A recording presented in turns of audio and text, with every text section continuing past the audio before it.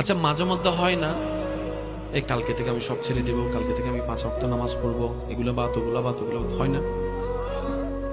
কিন্তু বাস্তবতা দেখা যায় সেটা আর পারা হয়ে উঠে না। সেক্ষেত্রে আমার ছোট্ট একটা পরামর্শ, আগে জিনিসটা একটু বোঝার চেষ্টা করেন। আপনার যখনই মন বলবে যে আমি কালকে থেকে ভালো হয়ে যাব, 5 ওয়াক্ত নামাজ পড়বো, তখন আপনি বুঝে নেবেন আল্লাহর রহমত আপনাকে ডাকতেছে। এটা কিন্তু 2 দিন আগেও আপনার কাছে আসেনি, কিন্তু এখন আসলো কেন? তাহলে আপনাকে বুঝতে হবে এটা আপনার রব আপনাকে ডাকতেছে। মা গাররাকা বিরাব্বিকাল কারীম, বান্দা আয়। কারণ রব তো সরাসরি কারোর সাথে কথা বলবে না। রব কি করে? এই অন্তরের মধ্যে জানাই দেয়, বান্দা মা গাররাকা বিরাব্বিকাল কারীম আয়। তখন কিন্তু আপনার সেই ইচ্ছাটা জাগে। এবার আপনি এই ইচ্ছায় সাড়া দিলে রাগ করবে কে? শয়তান। এবার শয়তান এখানে একটা ট্রিক খেলে, যেটা আমরা বোঝার চেষ্টা করি না। শয়তান বলে যে আচ্ছা ঠিক আছে, কালকে থেকে পড়বো আর কি। আপনি বলেন যে হ্যাঁ ঠিক আছে, এই কালকেটা আর আসে না। শয়তান ভালো করে জানে এরে যদি কোন রকম বুলাইয়া কালকে পর্যন্ত বলাইতে পারি, তাহলে কাল আর আমি আসতে দিব না। কারণ এখনের ফিলিং আর কালকে থাকবে না। আপনার আমার করণীয় হচ্ছে, এখন মন চাচ্ছে এখন নামাজে দাঁড়ায় যাব, ফরজ নামাজ না থাকলে নফলে দাঁড়ায় যাব, কোরআন তেলাওয়াত করে যাব, দেখবেন যে আপনার কাজ হয়ে যাবে। সুবহানাল্লাহ। অনেক ভাই বোনেরা 5 ওয়াক্ত নামাজ ধরতে চায়, তো তারা চিন্তা করে কি ফজর থেকে শুরু করবে। এবার ফজর যখন ঘুমের মধ্যে চলে যায়, চোখ খুলে যখন দেখে 9টা 10টা 11টা হয়ে গেছে, ফজর আর পড়তে পারে নাই, এবার তার মনটা কেমন জানে, ফজর পড়তে পারি নাই, জোহর কেমনে পড়বো। আচ্ছা তা কালকে থেকে আবার, এই কাল কিন্তু আর আসে। আমি শ্রদ্ধার সাথে বলবো, ফজর যদি ঘুমের মধ্যে চলেও যায়, আল্লাহ রহমান, আল্লাহ গফফার, মাপ চাইলে হয়তো আল্লাহ মাফ করে দিবে। জোহর পেয়েছেন, জোহর থেকে শুরু করেন। আসর পেয়েছেন, আসর থেকে শুরু করেন। মাগরিব পেয়েছেন, মাগরিব থেকে শুরু করেন। এশা পেয়েছেন, এশা থেকে শুরু করেন। যেটা গিয়েছে ওটা থাক, যেটা আছে সামনে ওটা থেকে শুরু করেন। ওইটাই আপনাকে, যেটা বাদ দিয়েছে ওইটা পর্যন্ত পৌঁছায় দিবে। ওই জোহরটাই আপনাকে একদিন ফজরের নামাজে তুলে দিবে। ঘুম থেকে ওঠার জন্য আমরা অ্যালার্ম ব্যবহার করি, এটাই বাস্তবতা। অ্যালার্ম বাজে বাজে বাজে বাজে, অনেকের প্রথম চান্সে কানে লাগে, চোখ খুলে যায়। আবার অনেকের 2 বার 3 বার 4 বারে ব্রেনে লাগে, তারপরে চোখ খুলে। আল্লাহর কিছু এমন বান্দা আছে যাদের ফজরের নামাজের জন্য সেট করে দেওয়া অ্যালার্মটা বেজে উঠার আগেই তাদের চোখগুলা খুলে যায়। আমি যদি অবাস্তব না বলি, হয়তো এখানে অনেক এরকম বান্দা এখানে আছে, অ্যালার্মের প্রয়োজন হয় না, ঠিক অ্যালার্ম বাজবে 5টায়, ওনার চোখ খুলে গিয়েছে 2 মিনিট আগে। আবার এমন কিছু বান্দা আছে, অ্যালার্ম বাজতে আছে বাজতে আছে বাজতে আছে, সবাই উঠে গেছে, তাহলে অ্যালার্ম এতেই উঠে না। এটাও বাস্তব। অ্যালার্ম বেজে উঠার আগে যার চোখ খুলেছে, তাকে সবাই জিজ্ঞেস করছে, কি রে তুই উঠলি কেমনে? আমি তো বাজার পরও উঠতে পারি না, তুই উঠলি কেমনে? এবার সে বান্দা বলে যে এই আজকের যে দিনটা তুমি দেখছো সেটা একদিনে হয় নাই। আমারও ঠিক এক সময় তোমার মতো অবস্থা ছিল, অ্যালার্ম বাজতেই আছে, সবাই উঠে গেছে, আমি উঠি নাই। অনেকে আমাকে ডেকেছে, আমি উঠতে পারি নাই, কিন্তু আমি কখনো পথ হারা হই নাই, ধৈর্য হারা হই নাই, পথ ছাড়ি নাই। আমি লেগেই ছিলাম, আর মনে মনে প্রকল্প নিয়েছি, শয়তান তুমি আমাকে যতবার ঘুম পাড়ায় রাখবা, আমি প্রত্যেকদিন নতুন ভাবে অ্যালার্ম দিব। তুমি যতই আমাকে ঠেলে পিছনে নিয়ে যাবে, আমি সামনে যাওয়ার চেষ্টা করব। তুমি তোমার দায়িত্ব পালন করো, আমি বান্দার দায়িত্ব পালন করতেই যাব। করতে করতে করতে করতে করতে করতে শয়তানের সাথে যুদ্ধ করতে করতে করতে করতে আমি তো মানুষ, সারা জীবন তো পারবো না। যেদিন আমার এই কষ্টটা ধৈর্যে রূপান্তর হয়েছে, এই ধৈর্যের উপর যখন রবের উপর রহমতের নজর পড়েছে, ওই দিন থেকেই অ্যালার্ম বেজে উঠার আগেই আমার চোখ খুলে যায়। বলে যে কেন? বলে যে একটা হচ্ছে মোবাইলের অ্যালার্ম, আর একটা হচ্ছে মনের অ্যালার্ম। সুবহানাল্লাহ।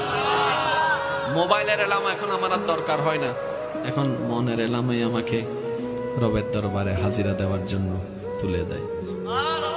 আচ্ছা, খাবার টাইমে খাইতে না পারলে বলেন না, খাওয়ার সময় খাইতে না পারলে, যদি খাবার টাইমে আপনি গাড়িতে থাকেন, তখনও কি করেন? কোন একটা রেস্টুরেন্টে নিয়ে খাবার কাজটা করেন, কারণ এটা আপনার দায়িত্ব, এটা জীবনের অংশ। তো খাবারের টাইম আমরা বের করে নিই, যাওয়ার টাইম বের করে নিই, ঘুরার টাইম বের করে নিই, আড্ডা মারার টাইম বের করে নিই। জীবনে যা কিছু টাইম আমরা বের করে নিই, যতই ব্যস্ত থাকি না কেন, যে মানুষটা চাইলে এতগুলো টাইম বের করতে পারে, সেই মানুষটা চাইলে 5 ওয়াক্ত নামাজের টাইমও বের করতে পারে। আর যদি সে টাইম বের করতে না পারে, কোনো টাইম পারবে না, তো বাতের টাইম বের হয় কিভাবে? আড্ডার টাইম বের হয় কিভাবে? চ্যাটিং এর টাইম বের হয় কিভাবে? কল করার টাইম বের হয় কিভাবে? কারণ আপনি মন থেকে চেয়েছেন টাইম বের করার জন্য, তাই টাইম বের হয়েছে। আল্লাহর জন্য টাইম বের করুন, দেখবেন যে আল্লাহ আপনার টাইমের মধ্যে 1000 গুণ বরকত দিয়ে দিবে। সুবহান। আরেকটু জোরে বলেন না সুবহানাল্লাহ। আলহামদুলিল্লাহ, আল্লাহ আমাকে যেভাবে রেখে খুশি, আমি সেভাবে থেকে খুশি। আল্লাহর উপর সবসময় খুশি ছিলাম। আজকে আল্লাহ খুশি হয়ে আমাদের মতো ফেরেশতাদেরকে দিয়ে তোমাদেরকে ওয়েলকাম জানাচ্ছে। সালামুন আলাইকুম, তোমাদের উপর সালাম, তোমাদের উপর সালাম, তোমাদের উপর সালাম। ফেরেশতারাই তাদেরকে স্বাগতম জানাবে। সুবহানাল্লাহ। আপনি আমাকে ঘৃণা করেন, একটা বলে ফেললেন, বিষয়টা এমন নয়। ইমাম হোসেন এজিদকে ঘৃণা করে নাই, এজিদের কাজকে ঘৃণা করেছে। আমরা অনেক সময় মনে করি কি ইমাম হোসেন এজিদকে ঘৃণা করেছেন। আরে ওনারা তো ঘৃণা শিখাতে আসে নাই, ওনারা তো ভালোবাসা শিখাতে এসেছেন। ওনাদের ঘর থেকে তো ভালোবাসা কাকে বলে সেটা শিখানো হয়েছে, মায়া কাকে বলে সেটা শিখানো হয়েছে। আম্মাজান আয়েশা ঘরের মধ্যে অবস্থান করছেন, ঘরে খাবার নাই, মাত্র একটা খেজুর আছে। বাহির থেকে দরজার মধ্যে নক হলো, নক হওয়ার পরে উনি বাহির থেকে আওয়াজ শুনলেন, ও রসুলের বিবি উম্মাহাতুল মুমিনিন, ক্ষুধা লাগছে, একটু খাবার দেন। আম্মা জান আয়েশা একটা খেজুর ছিল, সেটাই দান করে দিয়েছেন। জগৎ জিজ্ঞেস করছে আপনি খাবেন কি? রব দেখবে। ওই ঘর, ওই পরিবার। ইমাম হোসেন অহংকার শিখাতে আসেনি, হিংসা শিখাতে আসেনি, ভালোবাসা শিখাতে এসেছেন। ইমাম হোসেন এজিদের সাথে বিষয়টা কি ছিল? এজিদ এমন কাজকে প্রশ্রয় দিচ্ছে যেটা আল্লাহ পছন্দ করে না, রসুল পছন্দ করে না। ইমাম হোসেন বলে যে আমার আল্লাহ এবং রসুল যেখানে পছন্দ করে না, সেখানে তো আমি হোসেন পছন্দ করতে।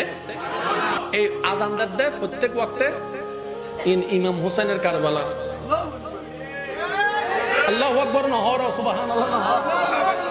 আজানদার দেয় হনো ডর আছে না, ইমাম হোসেনের অবদান।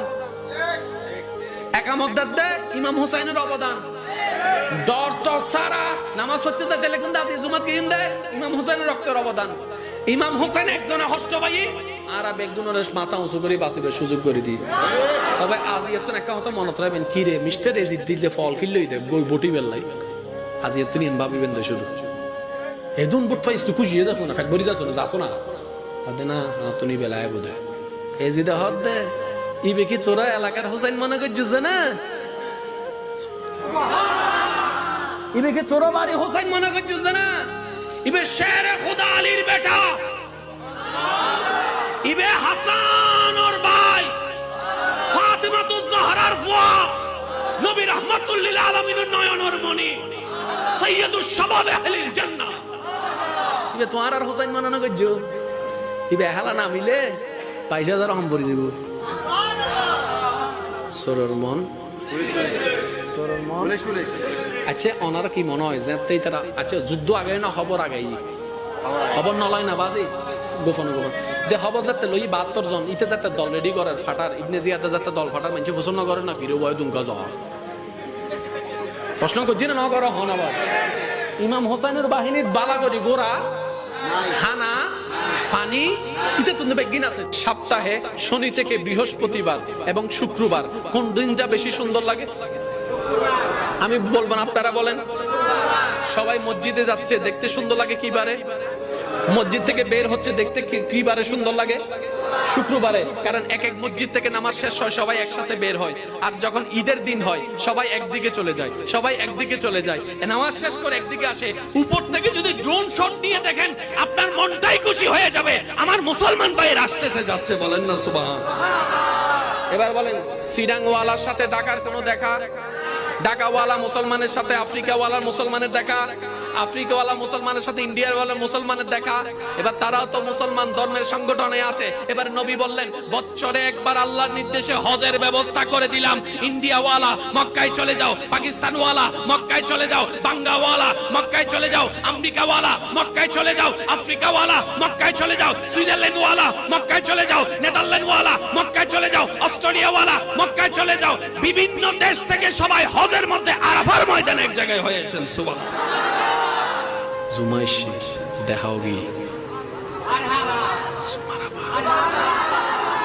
কারোর সাথে কারো দেখা নাই, জুমার সময় দেখা হয়ে গেল। কারোর সাথে কারো দেখা নাই, 2 ঈদে দেখা হয়ে গেল। কারোর সাথে কারো দেখা নাই, আরাফার ময়দানে সবার দেখা হয়ে গেল। সুবহানাল্লাহ।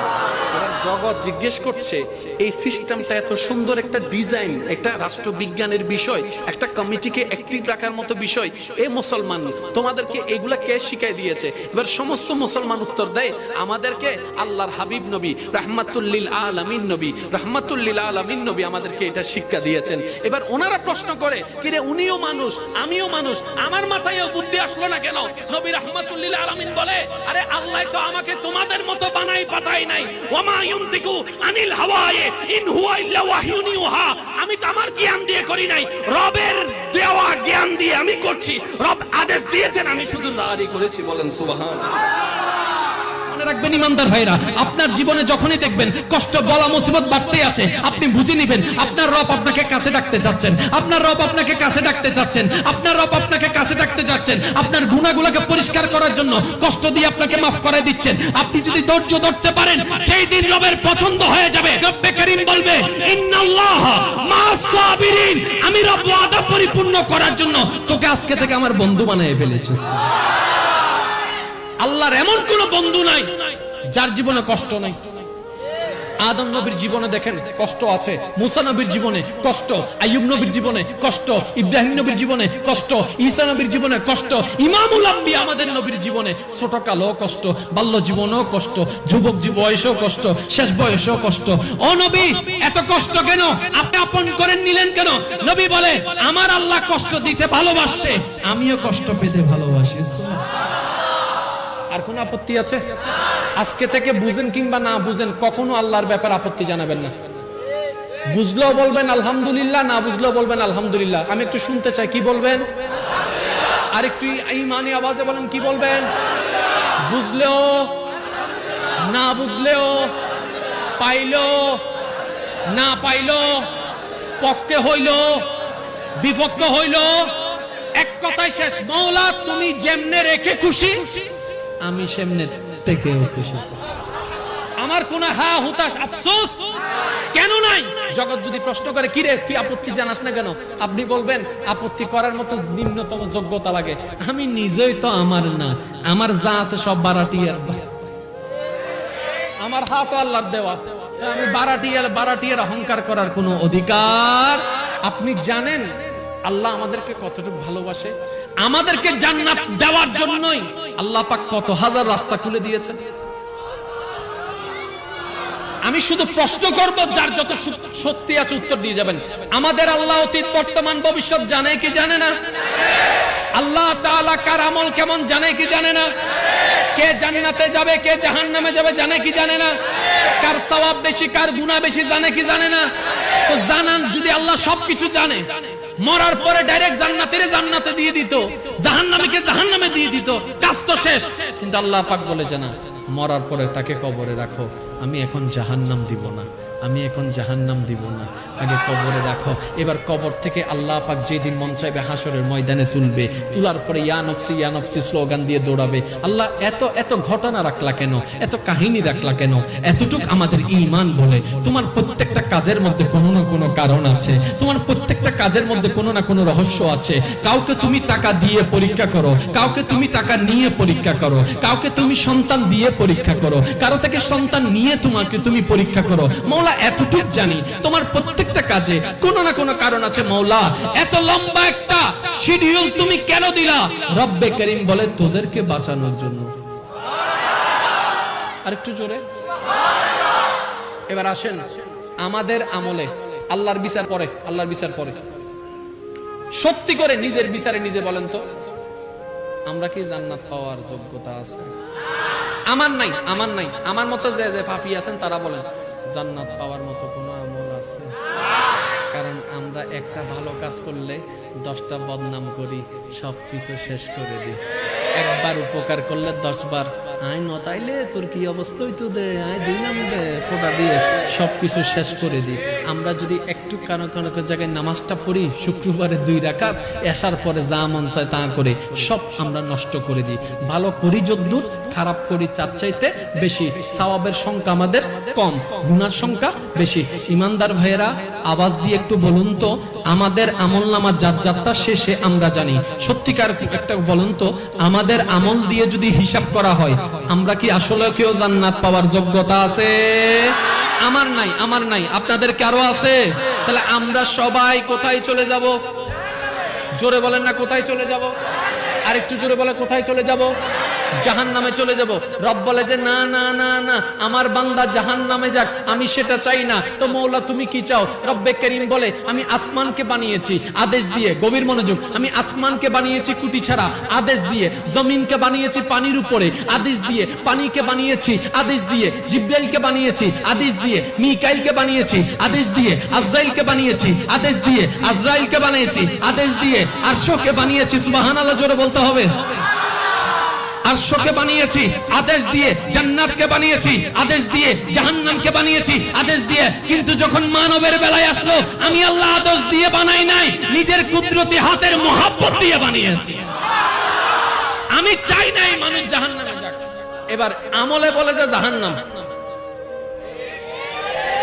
আল্লাহর চাওয়া জান্নাত। লাগছে না ফেস? লাগছে না ফেস? জোরে বলেন, লাগছে না ফেস? এবার জান্নাত জাহান্নামের ফয়সালা হবে কোথায়? হাসরে। যদি হাসরটা না হয়, আর বেগুন শেষ। আমাদেরকে বাঁচানোর জন্য হাসরের ব্যবস্থা করে দিলেন, তিনি কে? এবার আমরা সবাই হাসর উপস্থিত হয়েছি।